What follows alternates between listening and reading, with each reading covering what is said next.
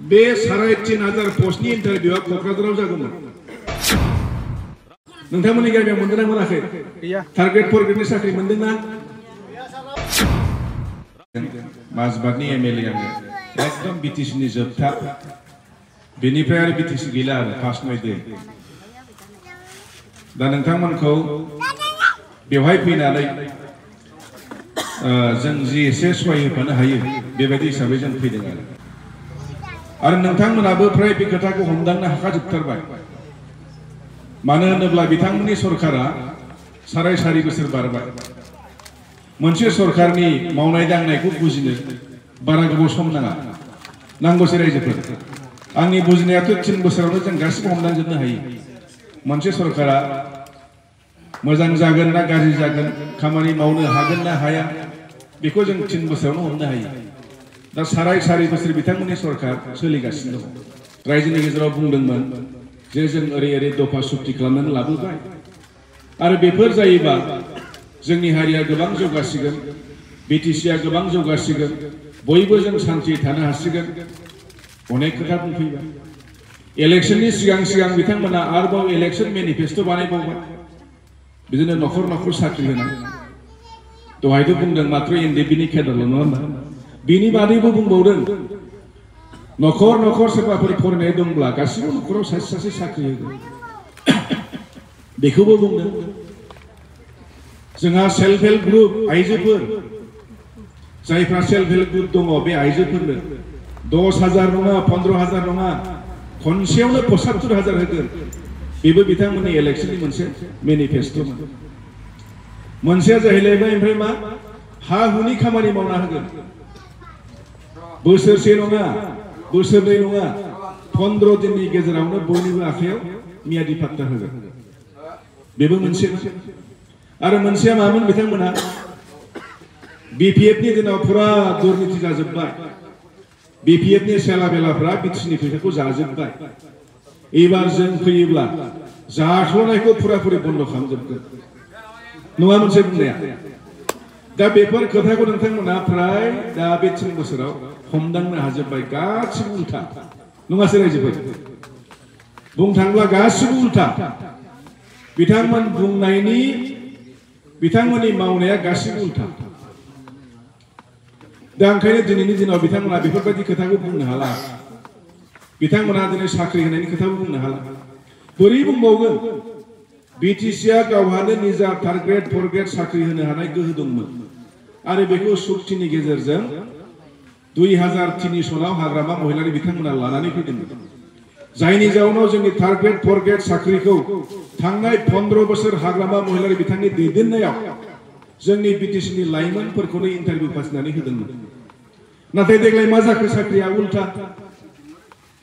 देग्लाय आसाम सरकारा 1 लाख साख्रि होनायनि मुङाव डाइरेक्ट रिक्रुटमेन्ट फाथिबाय आसामाव 1 लाख साख्रिनि गेजेराव 28,000 थार्ड ग्रेड आरो 4 ग्रेड बे 28,000 थार्ड ग्रेड 4 ग्रेडआव जोंनि बिटिसिनि खालि जानाय पस्टआबो हाबनानै दं बे 28,000 खौ जों नायबाय नोंथांमोना बयबो मिथिगौ दा जोङो आसाम आरो बिटिसिजों थाखा फैसा फैबा जों बोरै रानो जोंनि रेशियोआ माबायदि जों मा बाहागोआव रानो निश्चय मिथिगौ जुदि सेन्ट्रेला जोंनो 100 थाखा हरदोंब्ला 100 थाखाखौ बिनि मथा मथि फ्राय 12.5 थाखाखौ बिटिसिआ मोनो ओमफ्राय खावसे जि थाबोबाय बेखौ आसामा मोनो थारमाने 12 पॉइंट एकदम एकुरेट बुंबा 19% 12.19 पैसा 12 थाखा 19 पैसा दा अब्ला बे 28,000 थार्ड ग्रेड 4 ग्रेड को नोङो 12.19% आव जुदि नों बोखावब्ला बेसेबां गोलैयो मथा मथि 3,500 पस्ट बिटिसिआ मोनोमोन बेवहाय किन्तु दाख्लै थार्ड ग्रेड 4 ग्रेडनि जे रिक्रुटमेन्ट मा खालामखो गासिबो जोंनि खालि पस्टखौ लांनानै आसामा इन्टारभिउ फाथिबाय मेरिट लिस्टआ आसाम बेसिसआव जाबाय एपइन्टमेन्टबो जाबाय 3,500 साख्रि जोंनि बिटिसिआव बेसेबां गामि दङ 3,100 खान गामि दं गासै गामि दरसेयाव सासे गोलैनानै आग्लायबावोसो नोंथांमोननि गामियाव मोनदोंना मोनाखै टारगेट 4 ग्रेडनि साख्रि मोनदोंना गैया रावबो मोनाखै होमबालाय इन्टारभिउथ' होदोंमोन खिन्थु मोनाखै मानो मोनजिया दिसिले ইয়ারफ्राव ইন্টারভিউ দিছিলে পরীক্ষা দিছিল কিন্তু মেরিট লিস্টত আমাৰ ল'ৰা ছোৱালী নাহিলে কিয় নাহিব যেহেতু অসম লেভেলত যেতিয়া মেরিট লিস্ট বনাব ডিব্ৰুগড়ৰ ল'ৰা যোৰহাটৰ ল'ৰা গুৱাহাটীৰ ল'ৰা তেওঁলোকে ইমান ভাল পৰিৱেশত পঢ়া শুনা কৰি আছে তেওঁলোকৰ টেলেণ্টটো আমাতকৈ অলপ হ'লেও বেছি যাৰ ফলত এই কম্পিটিশনত আমাৰ বিটিসি এলেকাৰ ল'ৰা ছোৱালী ফেৰ মাৰিব নোৱাৰিলে কিন্তু गोदोनि मथेब्ला मा जागौमोन हाग्रामा बिथांनि बायदिमोनब्ला बे 3,500 पस्टनि इन्टारभिउआ क'क्राझाराव जागौमोन आरो क'क्राझाराव इन्टारभिउआ मा जागौमोन मात्र जोंनि बिटिसिनि सेंग्रा सिख्लाफ्राल' बेवहाय एप्लाइ खालामनो मोनगौमोन बेवहाय बिटिसिनि बायजोनि मानसिफ्रा बेवहाय एप्लाइ खालामनो मोना बुजिना रायजोफोर 3,500 पस्टखौ मात्र बिटिसिनि जोंनि गथ'फ्राल' एप्लाइ खालामगौमोन आसामनि मानसिना आसामनि गथ'फ्रा बेवहाय एप्लाइ खालामनो मोनला अब्ला बे जोंनि बिटिसिनि जाय लाइमोनफोर एप्लाइ खालामदों बिनि गेजेरावनो बे 3,500 पस्टखौ मोनामोनब्ला मोनगौमोन नोंथांनि नङा सोरनिबा मोनगौमोन आंनिया नङा नोंथांना मोनगौमोन सोरनिबा गथ'आ नाथाय दिनै प्रमोद बर'आ एकदम गावखौ एखेबारे मोजां देखायनो थांनानै जों बेवहाय मोननो गोनां 3,500 पस्टखौबो जोंनि बिटिसिनि मानसिया मोनाखिसै बारासे बारा हिसाब खालामबा 500 मोनाखै गासै नायजोबबा 3,500 पस्टआव सासे जाय मानसिया न'खर साख्रि होगोन होनग्रा न'खर साख्रि होगोन होनग्राया गावनि थाखानाय साख्रिखौ सोरनिबा मालायनि आखायाव हरो बिराद गिदिर प्रमाण नङा होमबा बेयो न'खर साख्रि होगोन होनग्रा मानसिया दिनै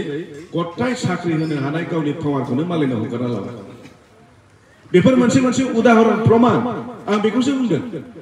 दहाय भेन्सार स्कुलनि खोथा बुंदों बिथाङा भेन्सार स्कुला गासिबो प्रभिन्सियेलाइज जाजोबगोन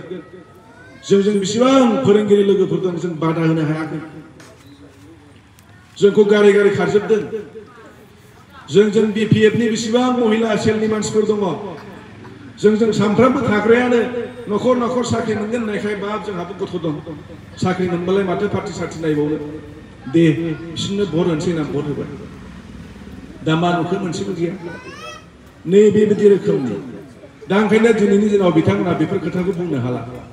साख्रि होनोसैबो होनना बुंनो हाला सेल्फ हेल्प ग्रुपनो फैसा होनोसैबो होनना बुंनो हाला सेल्फ हेल्प ग्रुपनोथ' फैसा होनो हायाखिसै होदोंसै बिथांमोना माइनाव सोरां मुंनि मोनसे आसनि बानायदों माइनाव सोरां आसनियाव आंनि बुजिनायाव बिटिसि समष्टि मोनसेयाव 200 सेल्फ हेल्प ग्रुपनो होदों 75,000 होआखै 25,000ल' होदों आरो बुंदों मा बे फार्स्ट इनस्टलमेन्ट